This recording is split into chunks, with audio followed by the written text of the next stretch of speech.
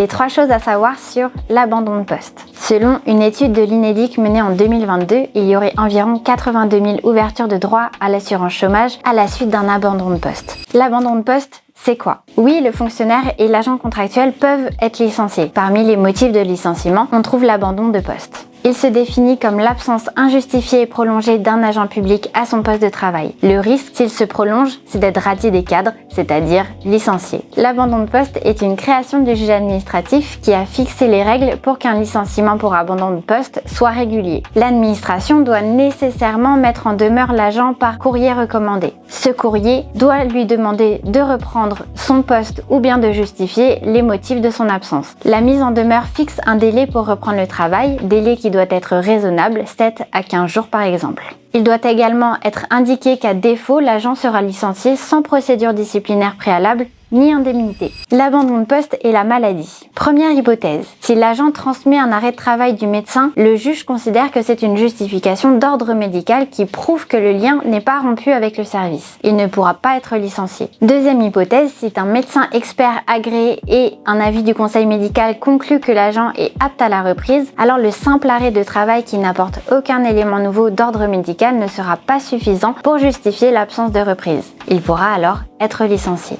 L'abandon de poste et ses conséquences pour l'agent. Les conséquences de l'abandon de poste sont assez simples. L'agent est radié des cadres pour le fonctionnaire ou des effectifs pour l'agent contractuel. Pour le fonctionnaire, les conséquences sont assez importantes puisqu'il perd sa qualité de fonctionnaire. Et puisque l'abandon de poste est assimilé à une rupture à l'initiative de l'agent n'a pas le droit aux indemnités de licenciement. L'agent n'a pas le droit aux allocations chômage et l'agent n'a pas le droit aux indemnités congés et RTT non pris.